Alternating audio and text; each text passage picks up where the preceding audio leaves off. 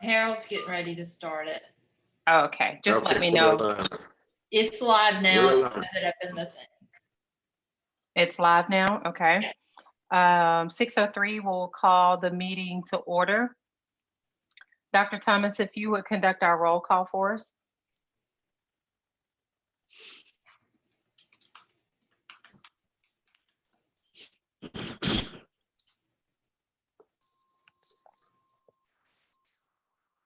I am unable to hear Dr. Thomas. She's muted. Try, hold on. Okay, Mr. Davis, Here. Mr. Stevens, Here. Miss Davis. Dr. Yeager, Here. Dr. Dykeman, Here. Mr. Worthy, Here. Dr. Gant, Here. Dr. Knox, Here. and Dr. Maddox. Okay, thank you.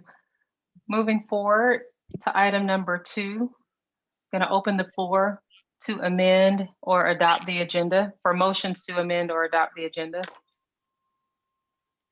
So moved. I move that we adopt the agenda. Second. Okay, any questions? Okay, Dr. Thomas, if you would conduct our roll call for us, for all in favor?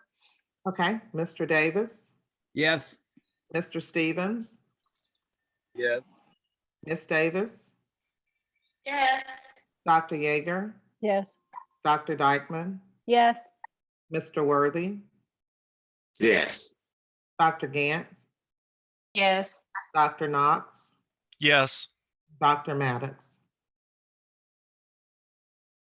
Okay. Thank you. So we'll proceed with the agenda that's before us. Item number 3 is our tentative budget or action on our tentative budget. Going to open the floor for, well, Yes, Dr. Gant, let's- Mr. Griner has an updated PowerPoint that has okay. that reflects the items that were discussed at last week's meeting. Okay. Should we go ahead and do that now or do that during the discussion? My parliamentarian experts. Well, he has the FY 2021 general fund tentative budget on the screen, so I think that he's ready to navigate through that. Am I correct on that, Chris? Yes, sir. I mean, we can, Dr. Gant, if you want, we can do the presentation, and then we would just need, we have discussion. I mean, I'll defer to Mr. Pruitt because that's definitely more his field. What I've seen done in the past is we go through the presentation again, have discussion, and then there can be a vote at the end of it. Really, tonight we need 2 votes: one for the tentative general fund budget, and then one for the tentative millage rate. Those are just and again, both of those are tentative, but we need a vote, and it's laid out on there, tentative budget and millage rate, but probably need 2 separate motions at the end just to approve, or one motion that approves both of those together. Okay. So normally how this would work is you get a superintendent recommendation first. I think Mr. Griner is going to present this. Dr. Thomas is going to say, this is my recommendation. Then you'll get your motion second and discussion. Okay, thank you. Okay. So, Dr. Gant, you like for me to go ahead and present? Sure, yes. Okay. Lisa, if you could go to the next slide, please. Thank you. Again, these are our revenue assumptions. No change from last week's meeting. No additional guidance. QBE, we're still, all school districts are basing that off a 14% reduction at this point in time. Tax digest, no changes to any of the items on this slide. Lisa, if you want to go to the next slide. Chris, are you taking courses now, or are you going to wait till you finish? However y'all want to do it, it might be easier, Mr. Worthy, if we want to do it at the end, is what I'm thinking. That's fine. Okay. That's fine. Okay. Okay. So again, one thing that the superintendent will make a recommendation tonight is that the tentative millage rate be set at 20 mills, which is the same as it was last year. Again, the value of a mill based on this year's current, or the projected 2020 tax digest, is a little over 4.5 million.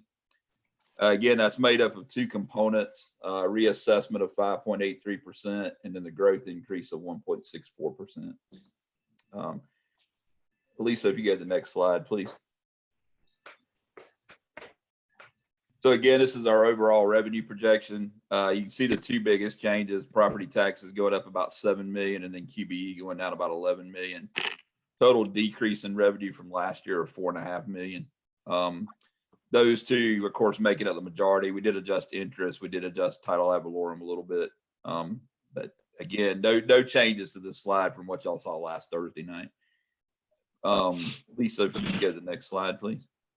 Just a breakdown again of our revenue. See 56% comes from our tax digest, 39.8 from the state. That percentage would normally be higher, but because of the 15% cut, of course, that number is lower this year. Typically, that's in the 40 to 45% range. As Mr. Worthy's pointed out many times, that's supposed to be about a 50-50 split, but the funding formula in the state of Georgia hasn't been. It was fully funded last year, but it hasn't been adjusted for inflation since 1985. It's the same basic formula that was in place, going back 35 years. So there's been no inflation adjustments at all. So again, you don't have that true. You normally, most districts have about a 60-40 mix between state and local funding. Lisa, if you could get the next slide, please.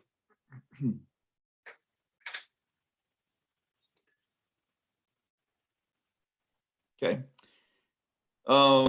We've got the step increase. Nothing changed on this slide. It's at the last item, and we'll talk about that in a minute. Step increase, employer portion of TRS. We did a line item review of all department budgets. Class sizes, of course, we mentioned last time, remain the same. We did projecting a transfer from the CARES Act fund of about a little over 4.3 million. This item, looking back on it, I think Dr. Knox actually had a comment on it in the last week. This should say custodial salary increase per compensation study. And when we do the budget hearings, I will change the wording on that. It's a little confusing. It's basically based on the compensation study that was done several years ago, and it's a salary increase for all of our custodians, including, our custodians and our head custodian. So it's all custodial employees. And then our pre-K teacher and parapro salary. Based on the feedback from the last meeting, these items are now included in the tentative budget. So when we look at expenditures, that number will look a little different than last time. I think we had several questions on the CARES Act last time, so we added a couple slides to kind of, maybe spread a little bit more knowledge on that. And again, there may be additional questions, and I will try to answer those. The CARES Act, basically, you'll also see the ESSR. It's officially called the CARES Act Elementary and Secondary School Relief Fund. Most everybody keeps referring to it as the CARES Act, but the portion that's for State Department of Education's is the Elementary and Secondary School Relief Funds. So each Department of Education receives funding federally, and then each State Department of Education decides how to allocate those funds. Georgia is ahead of some other. I think I will speak for South Carolina just because I'm familiar with that. I think they're still holding most of that money at the Department of Education right now. Not that they're going to eventually not pass it down, but right now, Georgia did a great job of dispersing that money. It's available to us now. I mean, they've been on top of the game on that, and probably ahead of a lot of states. Lisa, could you get back to that previous slide just for a second? I'm sorry. So the CARES Act provides education funding to state and local education agencies to support schools dealing with the COVID-19 pandemic. That's the purpose behind this funding. Again, it's at the discretion of the Department of Education on how that money is dispersed. The Department of Education kept a small, and I mean a very small, administrative fee just to administer the grants, the funding. Most all that money has been passed down to the school districts. Lisa, if you get the next slide, please.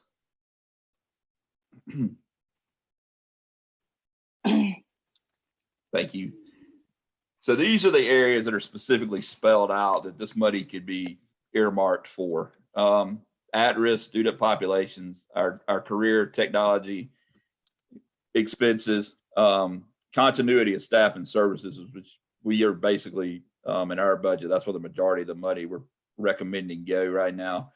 Distance and remote learning, we do have a section budgeted for that. Mr. Gaskins is working on that section. Facilities and equipment, mental and physical health, professional development, school meals, and supplemental learning. These are specific categories. Again, there's a lot more flexibility with these funds than we normally see with federal money. Most federal money has a lot of strings attached to it. They've loosened the strings on these to give school systems flexibility because they realize the state money is not going to be where it normally is. So, Lisa, if you could get the next slide, please. So here's our allocation right at about 5.8 million. We've got 4.3 going to continuity of staff and services. Again, trying to lessen the impact on our staff without having to go into furloughs, potential calendar reduction days, which will affect their salaries. We feel like the best use of this money at this time is to supplement our general fund expenses. So that's where the 4.3 million, basically just to continue without those cuts or any reductions. Digital remote learning. Right now, we've got a budget set at 940,000. Mr. Gaskins is working on that piece. You know, we don't have anything that will be presented to the board in future months, how that money will be spent. He's still working on a plan on that. Our proportionate share, we mentioned the private schools do get an equitable share of this money. That projection is 462,485. We do get to keep an administrative fee. Basically, the way the private school money works is all the expenditures flow to the district. So they submit a request as part of their budget. We handle the entire transaction for them. We order the product. If it's a product, it gets delivered to them, but we handle, we're actually the physical agent of that money. So we can charge an administrative fee. So that $51,000 is something we can use to supplement any other costs that we have. There's really no guy. I mean, that money is just extra money for us for handling the private school proportionate share. So you're allowed to do 10%. So that's what that 51,387 is. If you take the total of those two, it's roughly 10%. So again, that's how we budgeted the CARES Act money. We just felt like at this point in time, you know, the best use of that is that continuity of staff and services. Lisa, if you could go to the next slide, please. Excuse me. So again, here's our overall expenditure projection. The only change from last meeting is that we did add in the custodial salary piece as well as the preschool teacher and para salary increase or parapro. So salary and benefits, a little over 144 million, operating 24 million. You'll see the CARES Act allocation to offset those general fund expenditures. So we're left with an expenditure budget of a little over 164 million. Lisa, if you get the next slide, please.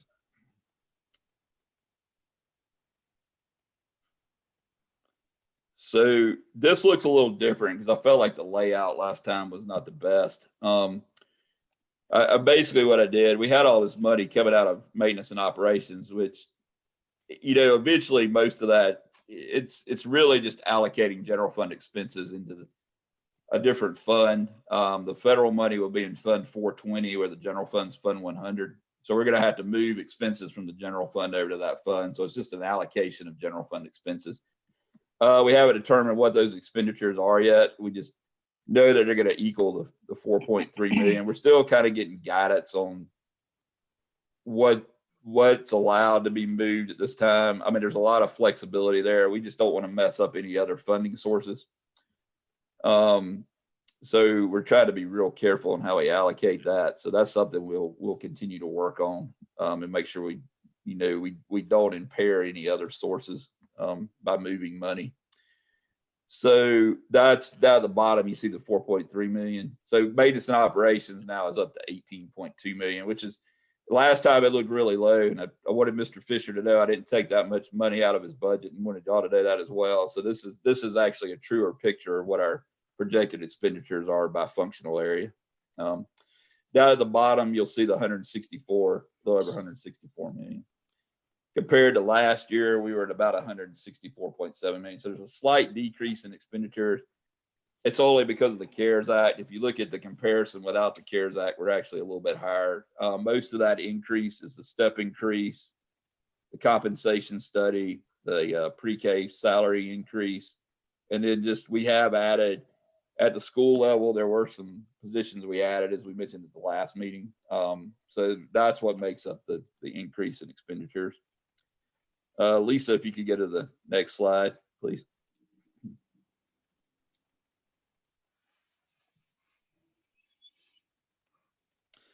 So I know Dr. Knox specifically had asked about certain functional areas, and I think other board members had asked too. So this just kind of walks through those different functional areas. Pupil services.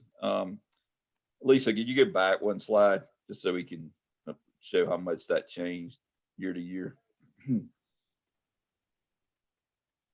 Sorry. So pupil services, you can see it was 5.3 million for FY20. It's a little over 6 million for FY21. We'll go ahead, and then the next item we'll look at is improvement of instruction, which went up about a little over 400,000. So the next slide explains what those changes are. So Lisa, if you could get the next slide, please.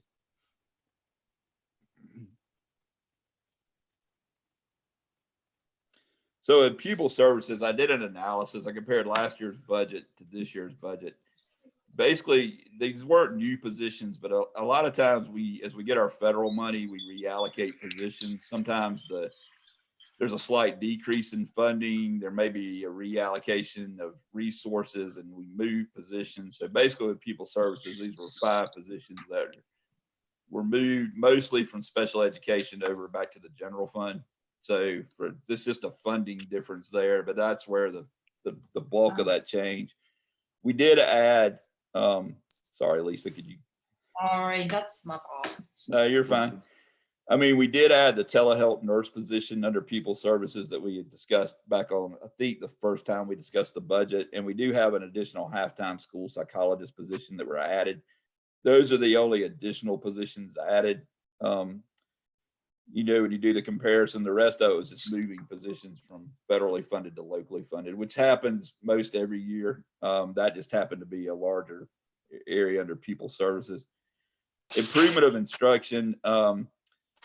Sometimes you have positions that are actually, I think this is probably, they were coded to school administration, which you notice went down in the FY20 budget, but they're properly coded to improvement of instruction in the FY21 budget. And that happens as well. So that's a lot of the change between those two is just a functional change where these are actually probably more fit under the improvement of instruction area than school administration. So there were no new positions there. Again, it's just changing, you know, which function those are coming out of.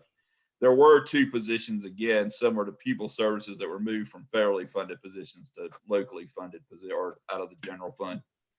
So that's the difference in improvement of instruction. Lisa, if you could get the next slide, please.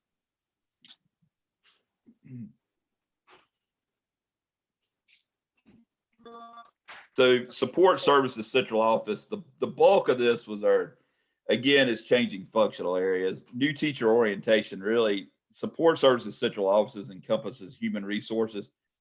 This is an item that really falls under human resources. It had always been coded under the instructional function or had been in the prior year budget. It's really more support services central office. So that $190,000 accounts for the bulk of that difference in central office or support services central office.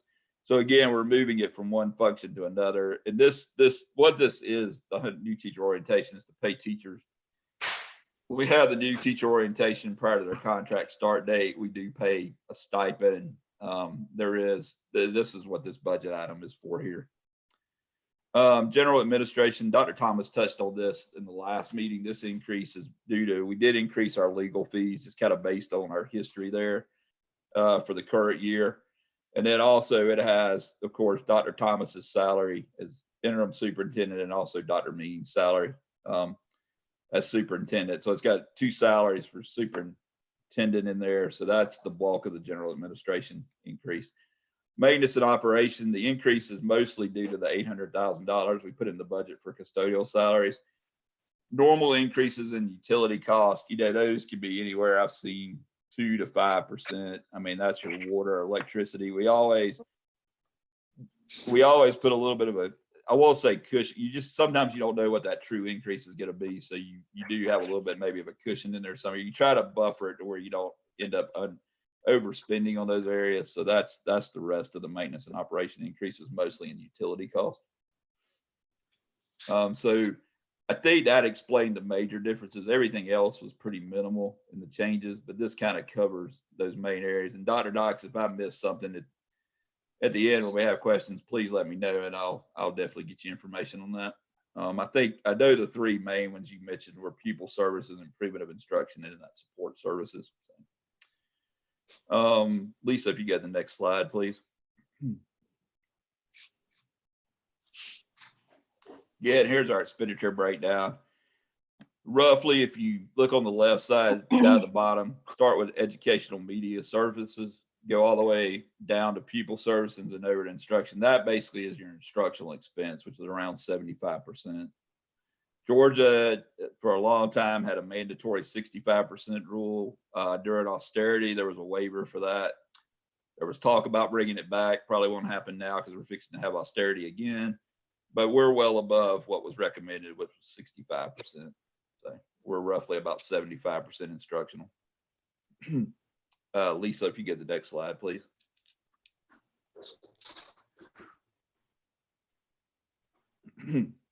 So fund balance. This reflects adding in the compensation study as well as the pre-K teacher and parapro salary increase. So you see the decrease. We showed this as a comparison last time, but this is, where we ended up, which is where we had projected last time. Decrease in fund balance a little over 4.5 million. Fund balance as a percentage of budgeted expenditure is 16.45%. Keeping in mind 15% is what our policy has in it. So we're still, roughly 1.45% above that. I feel like this year we're going to end up, we've been saying 3 million. I think we've been able, with school being out, to save additional monies. I think 3.5 to 4 million. So basically you're taking the savings from FY20 and utilizing those in FY21. I think that the couple things I wanted to point out is, by adding the compensation statement, again, cabinet is, something we definitely want to do. It's something to keep in mind when we look at the FY22 budget. We're increasing our cost. It's an ongoing, it's hitting this year, but it's also going to hit future years. So you're looking at another 1.2 million by adding in the compensation study and the pre-K salaries. So that would be an additional expenditure we'll have to add on. It's a continuous one, so it'll be in the budget next year, and then your step increase for next year. So I think, this budget doesn't have any furloughs or calendar reduction days in it. I think what we're doing, we have y'all done a great job managing fund balance. We're in a position where we can use fund balance this year. I just want to make sure that everybody understands for FY22 is probably going to be, and we don't know what revenue is going to look like. I think it's going to be a more challenging year, and there's probably going to be harder decisions to make. Reading an article before this meeting, Atlanta Public Schools presented their budget today, and they're talking about taking $30 million out of fund balance. Same philosophy. Their CFO said it's basically kicking the can to the next fiscal year, because they're not proposing any furloughs or calendar reduction days either. So I think it's something that we'll have to study real hard with the FY22 budget. I think it's, not knowing what the state revenue number is, hopefully it wouldn't be a 14% cut. I think we're still in good shape with fund balance that we could manage that for FY22, but something I wanted everybody to be aware of, that I think y'all have done a great job conserving money over the years to the point where we can weather the storm for this year. It's just FY22 that we're going to have to be real cautious. And I think we're going to have a balanced budget in FY22. Since we're using our reserves or fund balance this year. The next slide, Lisa, just has I think it just has the timeline. So we're doing this tonight. Upon approval of the tentative budget and millage rate, the next step is to advertise in the paper, which I have those advertisements ready to go. We would give those to the Athens Banner Herald next week. They would run June 2nd and then June 9th. Advertising our millage rate hearings, our community budget meeting hearings, and then June 25th would be we propose the final adoption of the budget and millage rate. That basically gives us as a cabinet, Dr. Thomas, the board, basically a month to see if we can get some better data from the state. Hopefully we'll hear 14% is it or less. If we end up with a higher increase, we can always on June 25th, we'll have to revisit the budget. The plan adopting tentative tonight gives us a month before we have to do the final adoption. And hopefully we would have some more information to say, yeah, we feel comfortable with that final adoption, or we may need to look at it again. That's why I kind of stretched that out to the end of June, just to buy us a little bit more time on the final adoption. So, I mean, that's the plan right now. The biggest thing, we get the millage rate approved, that allows the tax digest to continue to progress. I know Athens Clarke County, I think they were having either had it last night. I think they had their first public hearing was either last night or tonight as well on their budget. So they're about the same process we're in right now. So anyhow, now I'll be glad, we'll be glad, myself, any of the cabinet will be glad to answer any questions y'all might have. Yeah, Chris, I'm looking at this last frame here on the budget timeline, because we Yes, have sir. two community budget meetings, and Yes. I know we normally have 4, but you explained to us what we have to cut to. But anyway, my question is this: now, normally when we used to have those budget meetings, live budget meetings, one on the east side, one on the west side, and then one at the office there. And we as board members, we made sure that we had at least 2 or 3 board members at those meetings. Now they're by Zoom, and I'm just wondering whether we need to decide tonight, whatever, maybe we can do it on the 9th, I don't know, whenever we can do this, what board members would attend by Zoom those community budget meetings. Yes, sir. And Mr. Worthy, I'm going to let Mr. Pruitt kind of jump in here on this one. We've actually set these up as actual board meetings this year. Mr. Pruitt and I have discussed previous districts I've worked at. These have always actually been board meetings, which required a quorum. And I think Mr. Pruitt's experience with that has been the same. We felt like this year doing it via Zoom, it would be better to set it up that way, but I'm going to let Mr. Pruitt weigh in on the legal piece of that. Okay. Yeah, that's unique to Clarke County School District, and I've raised that in past years. Public hearing means the board is hearing, and board means a quorum of the board. So that's the way it's done everywhere else. So we at least need a quorum, or we can have the full board. I'm just asking for information because it's different this year. I'm sorry, Mr. Worthy, what was that? You faded out there for just a second. I think that what I heard Mike saying that you can have at least a quorum, or maybe you can have a full board also attend both of these community budget meetings. Am I correct on that, Mike? He's asking, I think, like if we would have a quorum or possibly even the full board would be at these community budget meetings. I think that's correct. That's correct. Right. Well, I mean, if we have at least a quorum, then we have a board meeting, but, typically it's, we invite the full board and hope everybody shows up, but if not everybody, at least a quorum. Okay, but what I'm interested in, we got to make sure now we have at least a quorum this year. But if we're going to decide tonight, the full board, we all need to say yay to that. Yeah, I mean, I will say I need to, if those dates, because what's going to happen next is those ads will run in the paper next week. And if we don't have a quorum for one of those meetings, we're going to have to redo part of that process. So I guess I need to know if there's a conflict with those dates where we're not going to have a quorum, because we still have time right now to adjust the dates. If not, if everybody feels like those dates will work, that's fine. But we haven't published the ads yet. So that's once those ads are published, we're kind of sunk. If we don't have a quorum, we'll have to the millage rate piece is the huge piece because the Department of Revenue governs the guidelines for that. And if you don't meet their guidelines, then we have to either add additional meetings or start the process over again. And I don't think we really want to do that. Yeah. I have a question. So do we need a quorum of the board at both the millage rate hearing and the community budget meeting? Mike, I think that's correct, right? Yes, yeah. Sorry, I was just slow getting unmuted there. No, you're fine. I was giving you a chance. So I think Lisa sent around the invitations today. I accepted all 3. Can she tell by looking at them if everybody's accepted, if we have a quorum?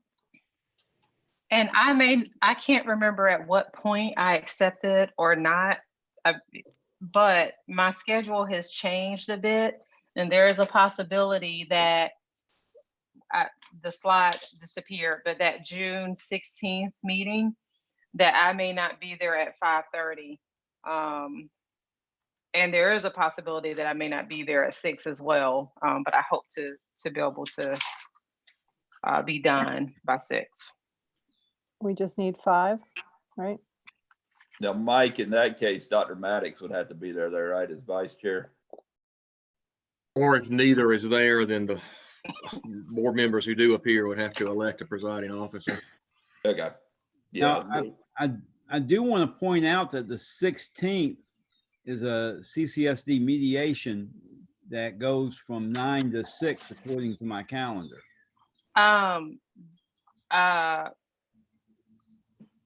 Yeah, that's not, I don't think that's related to this meeting though. Right. No, but it would overlap.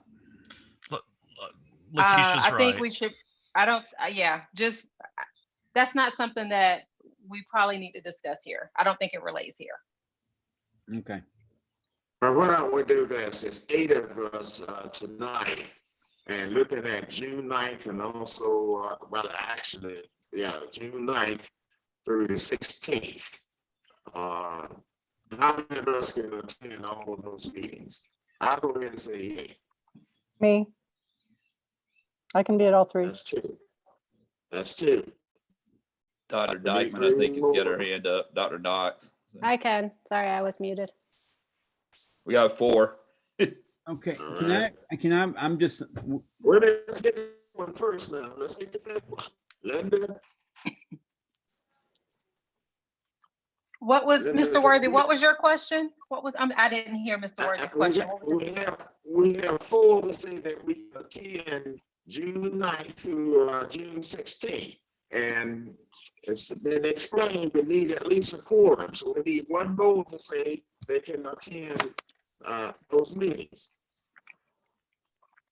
So myself, Mr. Knox, Dr. Knox, Mr. Worthy, Dr. Dykeman.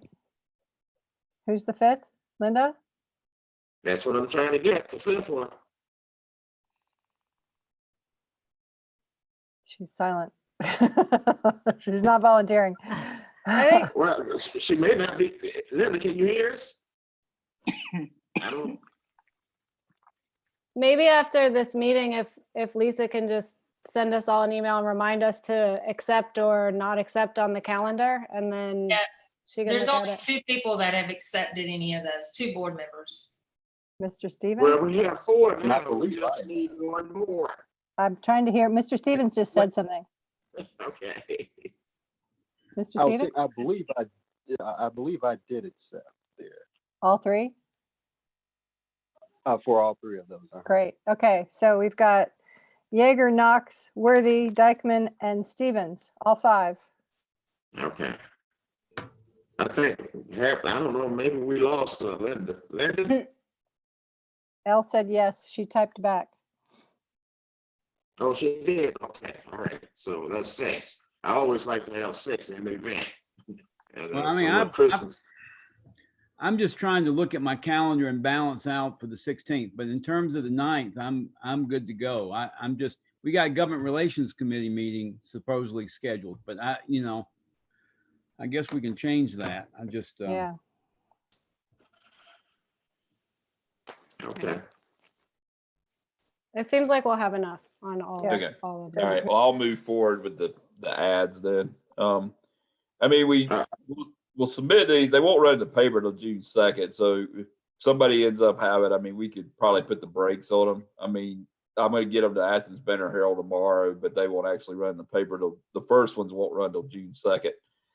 So we have a little bit more time, but once that ad runs on June 2nd, I mean, worst case, if we have the June 9th meeting and something happens with the 16th, we could probably, we could punt and do something a little different. The biggest thing is it starts a process. Once you start that first ad, you have to have the next, you can have a meeting within 7 days, which we're doing on June 9th. And then you can't have the next hearing until at least 7 days after the first hearing.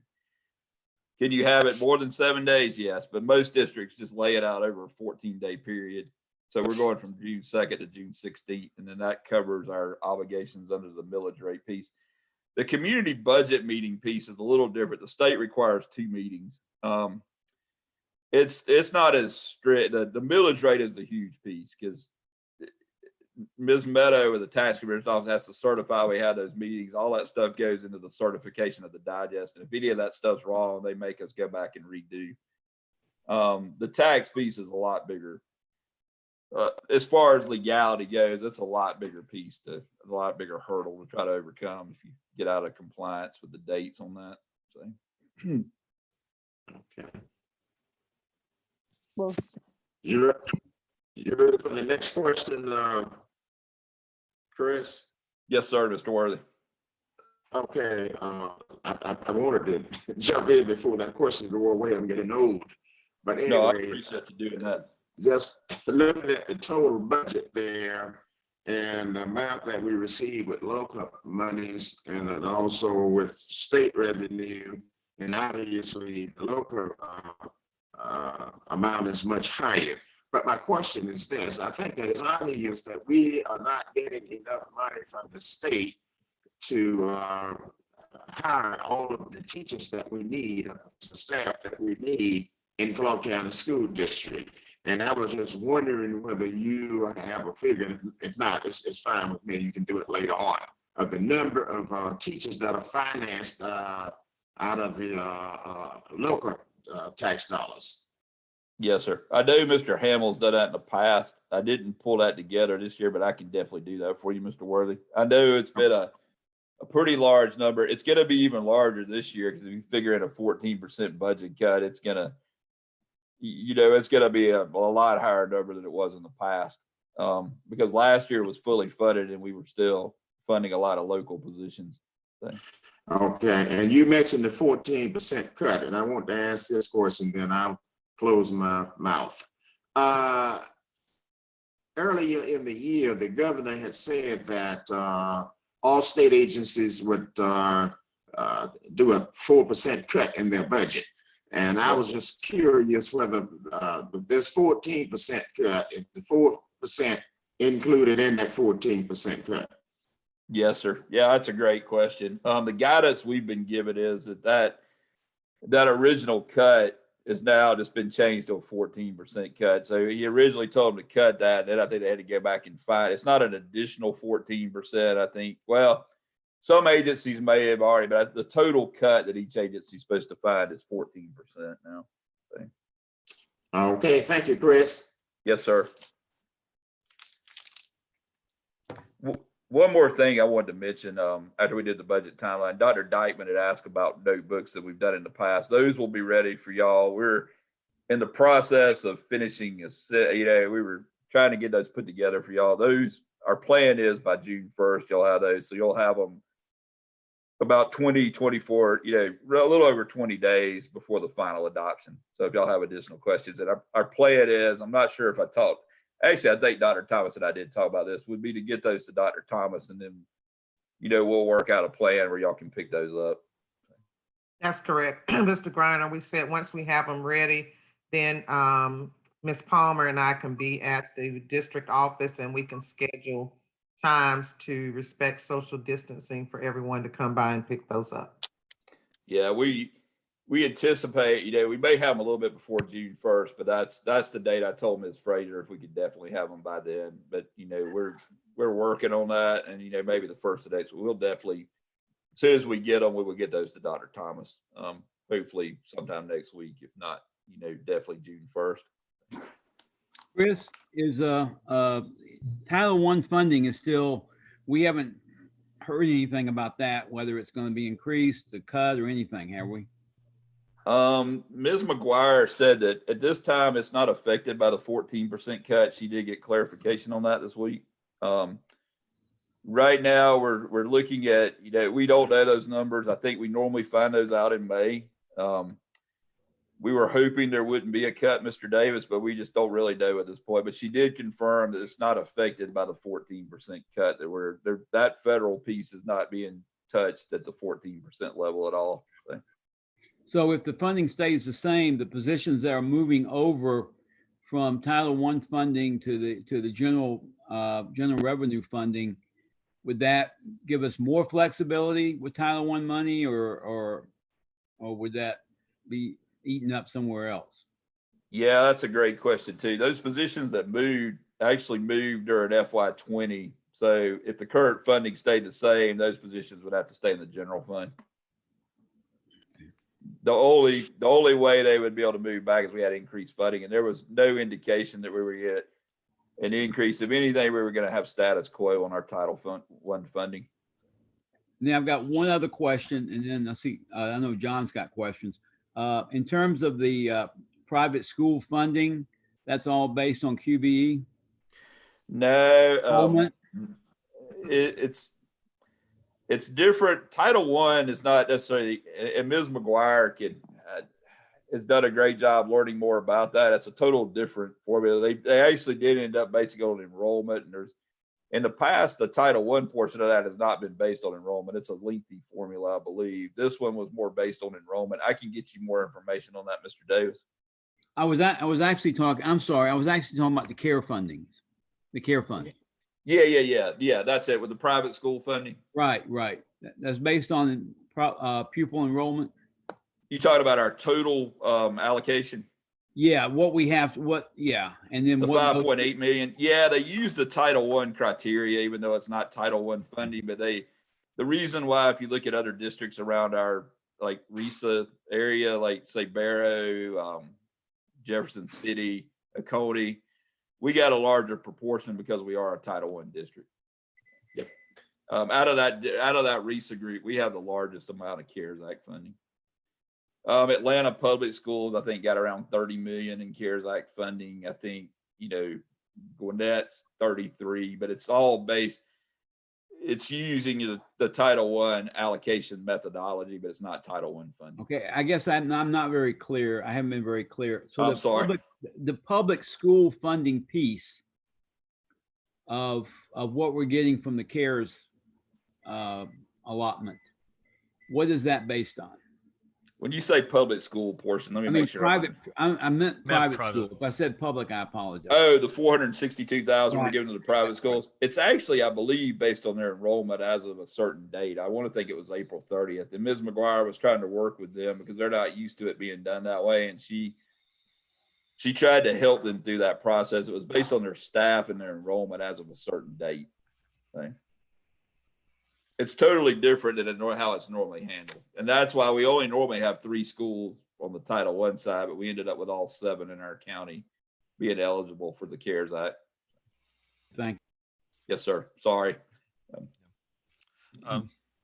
Chris, I've got 3 questions where I want to drill down a little Okay. at a level a little bit below where the PowerPoint is. For the first question, for the general administration, Yes, sir. how much, and I know we'll know in June, but I'm curious, how much is budgeted for legal in next year's budget? Roughly 200,000. Okay. We typically budget about 160, Dr. Knox. Honestly, we're going to spend more than 200 this year. I'm hoping that next year we won't.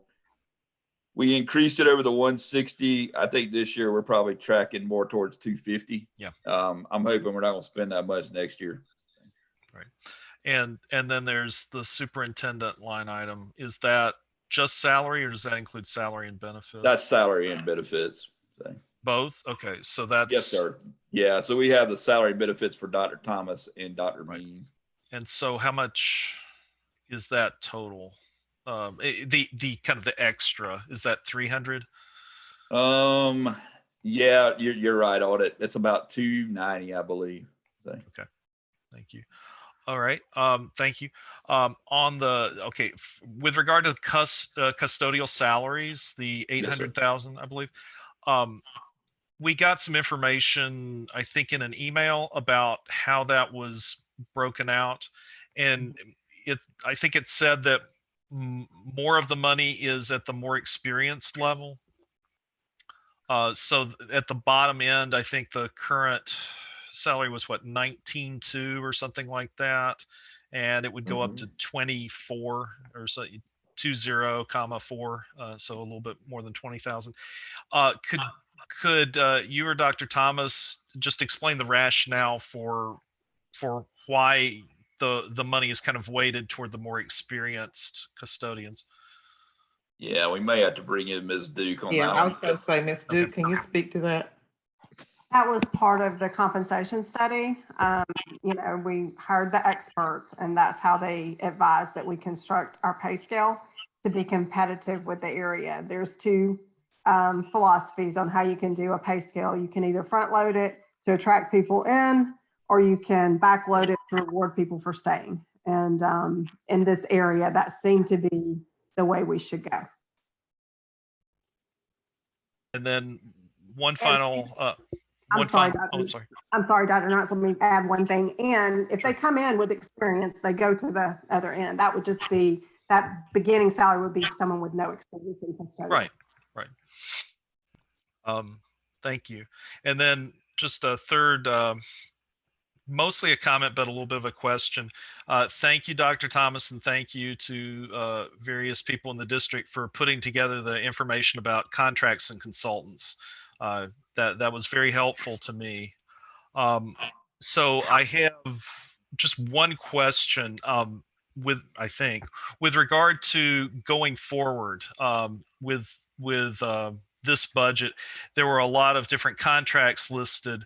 I we're not going to cancel all of them because there's at least one that's multi-year, and but are most of them on the possible chopping block? Is that the plan? Most of them are. If you look in that last column, column H, it tells you that we're terminating, and then the ones at the bottom have already been non-renewed, but are terminating over 50% of those. Some are multi-year, some had a May 1st cancellation, and with us being out, we've just missed that, but we're working with them. Ms. Veronica Jackson reached out to that company today, and we're scheduling a meeting with Mr. Gaskins and Mr. Barlament. And so they won't all be terminated, but if you look, the majority of them are. Even if you look at like our partnership with UGA, we're not terminating that, but we are repurposing how we do that work. And so the cost associated with it will not be nearly as significant as it has been in the past. And I guess on down, we had some discussion last week about Athens. The advisement piece is something that we feel like we need for our students. Right. So the majority of these, I guess it's probably about a 60-40, Dr. Knox. But then if you add in all the ones at the bottom that have already been canceled, it takes it up a little higher. And you can see a running total of those at the bottom of each group. But we did try to give you information on when they expire, and what our notification plan is for those contracts. Right. And so the running total underneath the ones for FY21, that's all of them. That's a total of everything, but not everything's going to be canceled, obviously. Right. Okay. But the so one, we can get that back to you. Go ahead. I'm sorry. That's fine. I'm actually staring at the spreadsheet as I'm talking. So, Me too. so with the ones that are below that, those have been expired or terminated. So yes, sir. That's like Studer and Milner, Avosa. the ones up top, the one you mentioned that the May 1 deadline, that was ECRA, is that right? Yes, sir, that's correct. Okay, And good. that Well, was, yeah. mostly our dashboard, but as Mr. Gaskin shared with you all at our last meeting, Mr. Barlament has really done a good job of creating our own dashboard that appears to be more user-friendly. But that is one that it renews on June 30th, but we were supposed to notify them May 1st. So we're trying to negotiate something there with them and line for the EAB. It's a 3-year. So we're having to finish out 1 year and then we'll have to pay a penalty, but it's still less expensive than staying in the contract. Okay, well, good. Again, I want to thank you for putting that data together. That's really helpful. And also, the savings goes a long way toward allowing us to be more equitable to our custodians and pre-K and paras. And I think that's really essential.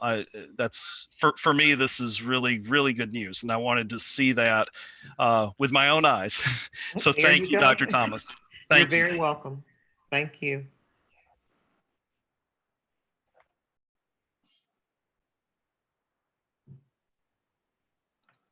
Other questions? If there are no other questions, Dr. Gann, it would be my recommendation that the board approve this as a tentative budget pending other information that we'll receive later in the summer, and then a final budget will be approved later in the summer. And I had a question there, sorry. Go ahead. I was just wondering, just after hearing everything and reviewing the budget myself, was there not a way to reallocate the budget to somehow include a pay raise for bus drivers as well? Because I know our transportation department is really already suffering, and I fear that with the new CDC guidelines, and if we start back school, that they're going to be suffering even more with this. So that's one of my main concerns. Ms. Duke, would you like to speak to that? Sure. The compensation study found that, as painful as this may be, our transportation department is one of the most well-paid transportation departments in the state. They are, they're just highly paid in comparison to the market. And so it would not be my recommendation. They would not be next on my list. There are other people that were below market with the compensation study, but the custodians were the dire. That was my recommendation, to move them forward first. And with the transportation, Ms. Du, they are typically, could you share the number of hours that they typically work each day? Right. So transportation is unique. As you can imagine, they work a couple of hours in the morning and a couple of hours in the evening, give or take. And so we pay them a base salary of 20 hours per week. And then that salary is spread out over 12 months of the year, so they can keep their insurance in the summer. So it looks like the check is smaller than the pay actually reflects, if that makes sense, because you're being paid for time that you're not working, which is true of all of our employees that are not 12 months. And then they have the opportunity to pick up extra routes during the day for field trips, athletic events in the evening, and things like that. And then in the summer, traditionally, they are able to do summer school. This year, I believe we're going to do some food delivery. I'm outside my lane on that one, but Lawrence can nod if that's true. Thank you. And so they'll have the opportunity to get some additional pay at that point. And I see. so everyone is aware, in case you were not, during the pandemic, our shutdown, we continued to pay our bus drivers, and we took what they were making on average in their extra pay, because it varied, but we averaged what they were paid on extra pay and gave them that during the time as well. Can I kind of build on the bus driver question? I've heard that other, there's a background some kind of way. I heard that there were some school districts that were putting barriers between seats. Is that something that we've talked about? Mr. Davis, it would be my recommendation that we add that in I don't want us to get too distracted from our budget to Okay. address safety mechanisms. We do have a task force that is working on a return to school plan, and they will be addressing all of those issues, and we'll be happy to give a report on that. But I would like to not get too far, if you don't mind, because we might lose sight of what we were trying to address. And I'll be happy Go ahead. to talk about that at the end as well. Yeah, and I certainly understand that. It's just that it's like I raised last week. I mean, my fear is that we're going to, either because we feel the need to, or we're mandated to put certain practices in play that that are going to cost money.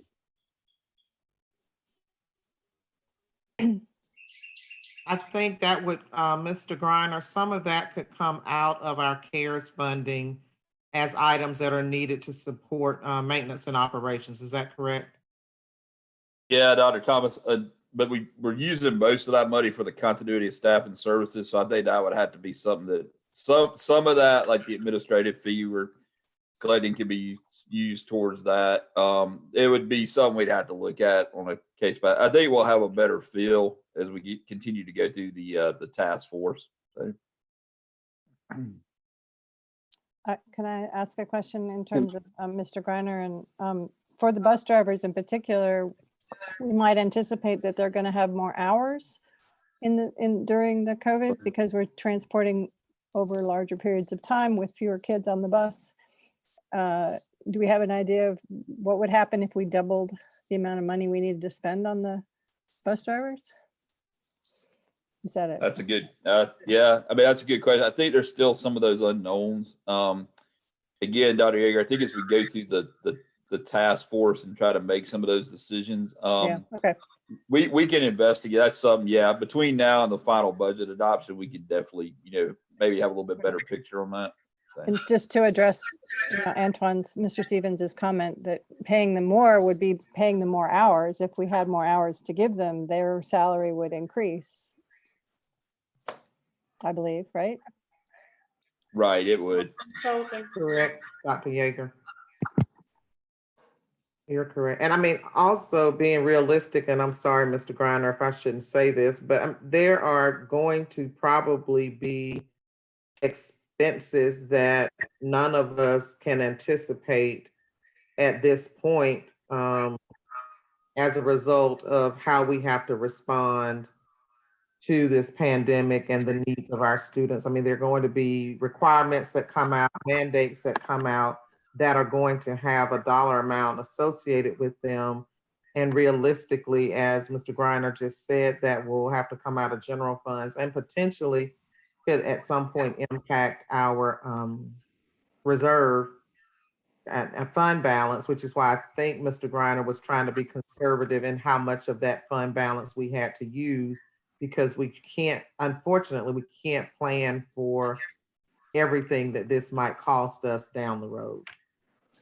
Yeah, and I will say, Dr. Yeager, there's inherently, and we don't know what the number is, there's always savings in the budget to a certain degree, because whatever vacancies we have, we put in there at a certain level, and we may fill those below or above whatever that salary. We kind of put a mid-range salary in there for any vacancies. So sometimes, we hire somebody right out of school, that's going to be less than what we budget.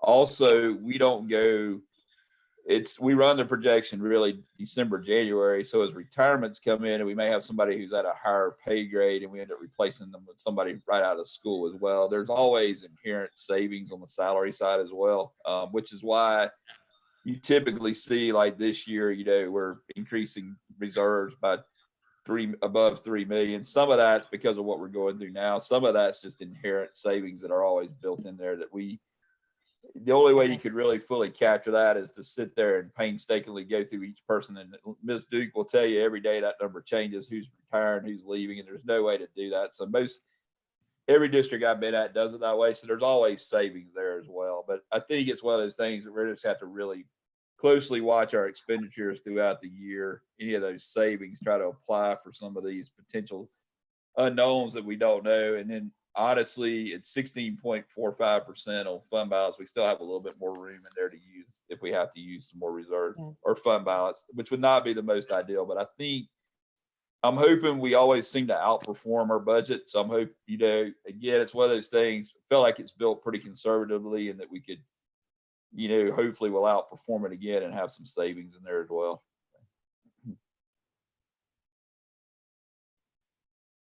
And just don't back what I was speaking on there, just so everyone understood where I was coming from. My grandfather is actually a senior bus driver who's been with the department for over a decade now. So I have sort of an insight of what the transportation department is going through. And with him being there over a decade before that, he was a custodian with the school district. With extra routes and everything at this point, he's still only making $23,000 a year, having to take on extra workloads because they're stretched at the transportation department already. And if we're one of the leaders, I will say that's pretty sad. That's pretty darn sad for this state. Yeah.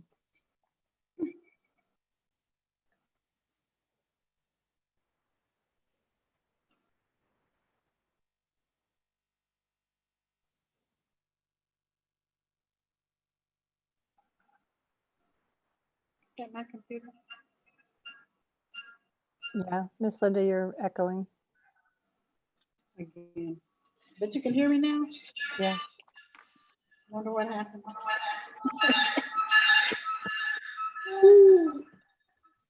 Getting feedback. Did we lose Dr. Gant? I just got back on. I got disconnected from the meeting. I'm sorry. If everybody that's not talking could mute, I think that'll reduce the echo. And so I was gone for a couple of seconds, and when I left, Mr. Stevens was speaking. Were there any additional comments?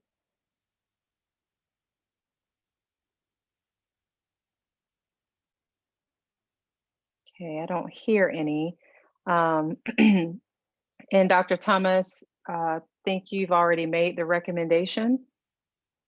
Dr. Gant, we could do it one of two ways.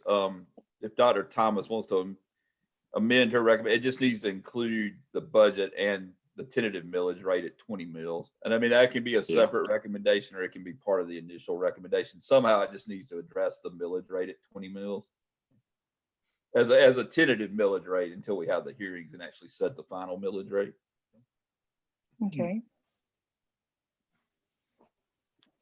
Dr. Thomas, with your recommendation? Yes, ma'am. I move that we accept the recommendation. Second. Okay, and is just to be clear, Ms. Davis and Mr. Davis, that is the recommendation or the motion that we accept the approval of the FY 2021 tentative budget and millage rate.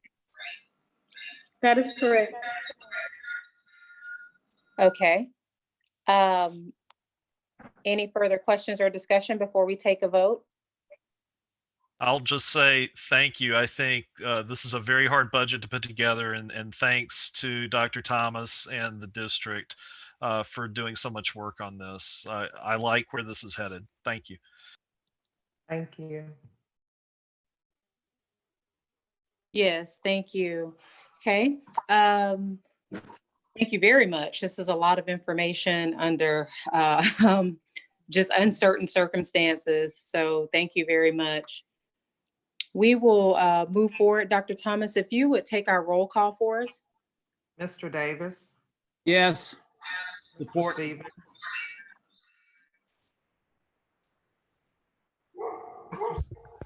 Mr. Stevens, Ms. Davis, Yes. Dr. Yeager, Yeah. Yes. Dr. Dykeman, Yes. Mr. Worthy, Yes. Dr. Gant, Yes. Dr. Knox, Big yes. Dr. Maddox. Okay. Oh, I think Antoine is on. I think I heard him say yes, if I'm correct. Yes, I think I did too. Yes, did I? I'd like to thank you all, and in acknowledgement of what Mr. Stevens said, please know that while we are not able to address every area in this budget, it is not due to a lack of recognition of the value of many of our employees who we would love to see compensated at a higher rate. And when we are in better financial times, I'm sure that our HR department will recommend that we are able to address other areas on our compensation study and address other positions that are not paid as highly as we would like. So our inability to do so this time is in no way us saying that those positions aren't valued or recognition, that we can or would like to do better, but this year is a very challenging time. So thank you all for your support. Thank you.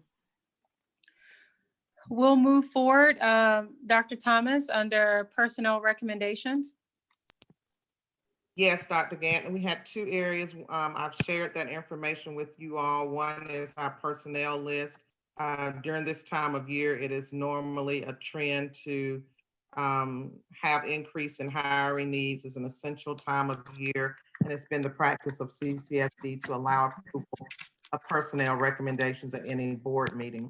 In addition, we did have a job description that's not a huge change, but it is a noticeable change, and that I would say replacing Dr. Myers, but she can't be replaced. But in filling that position, we would like to change that from a chief position to executive director of student services, and the primary responsibilities would include supervising our social work department, school nurses, school psychology, our hearing officer.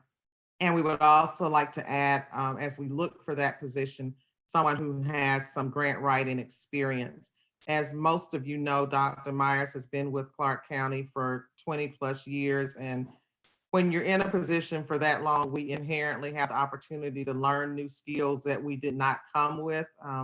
As you all know, that other duties as assigned is pretty common. And in that opportunity, she has learned some unique skills that have positioned her to have a very blended position title or just position responsibility.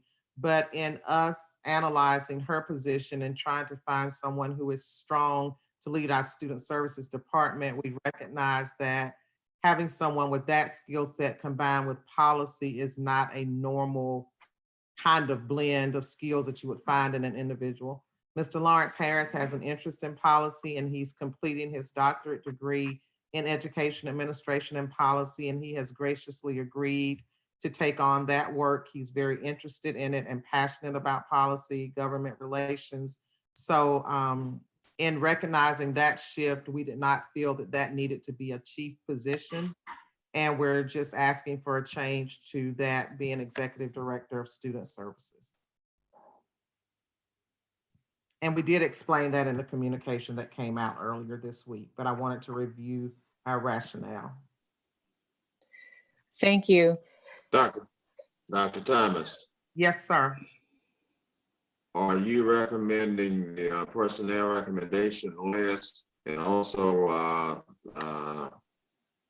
it was two there. I want to say the contracts, are you recommending both of them together?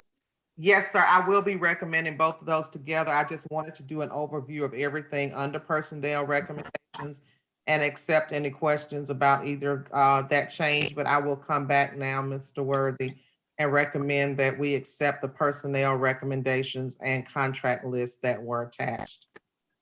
Okay, thanks. Yes, sir. I move that we accept the recommendation. Second. Okay. Any other questions? Dr. Thomas,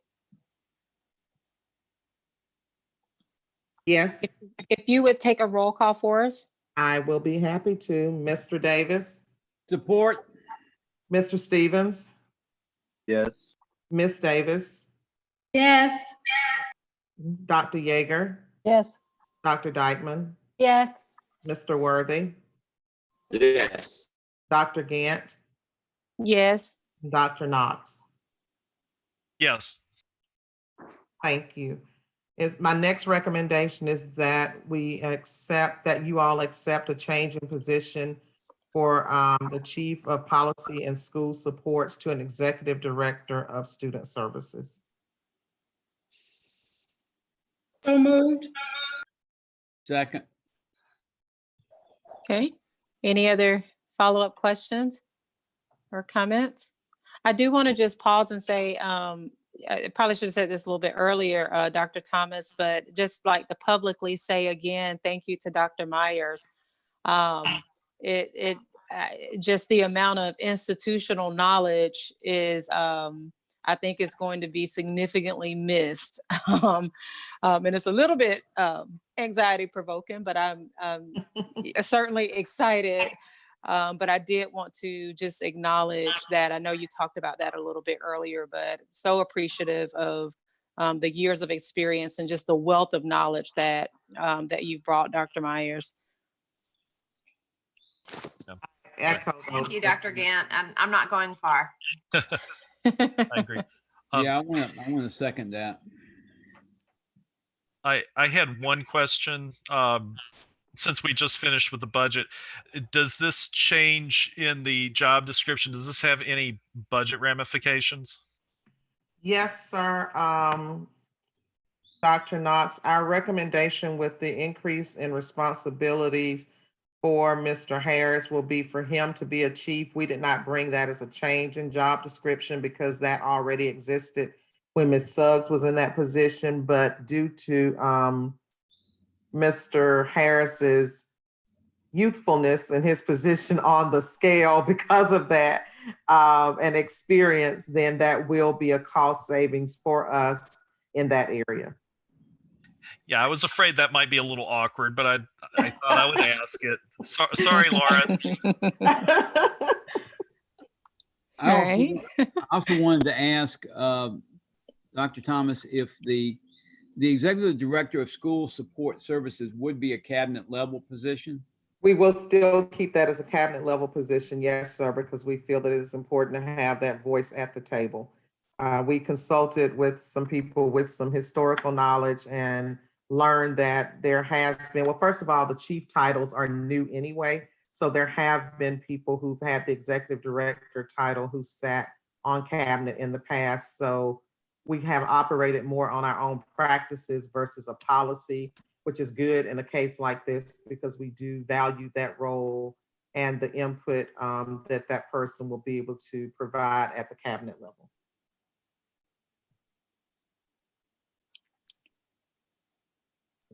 Thank you.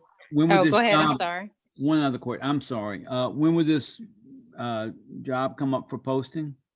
We will post it as soon as you all approve the position, sir. Okay. Tomorrow. I would like to have some opportunity for some shadowing and cross-training from Dr. Myers. Again, we can't pour all of that knowledge into someone overnight, and fortunately, she still will be here in our community. But if we could have someone that she could work with for a couple of weeks, fortunately, she's able to work with Mr. Harris now to begin some work. He's been attending all of our policy things and shadowing in that capacity. But if we can get that posted tomorrow morning, it would be wonderful. Thank you. Additional questions before we take a vote? Okay, Dr. Thomas, if you would take the roll for us in favor ma'am. of our, the Executive Director of School Support Services. Okay. Mr. Davis, Yes. Mr. Stevens, Yes. Ms. Davis, Yes. Dr. Yeager, Yes. Dr. Dykeman, Yes. Mr. Worthy, Yes. Dr. Gant, Yes. Dr. Knox. Yes. Thank you all. We will get that posted. Ms. Duke, you can move forward. Okay, we'll move forward with our last item, which is adjournment. I so moved. Second. Okay, we have a second. All right. We will be adjourned at, or all in favor, I'm sorry, all in Would favor. you like me to call roll? All right, all in favor, 7:18, we are adjourned.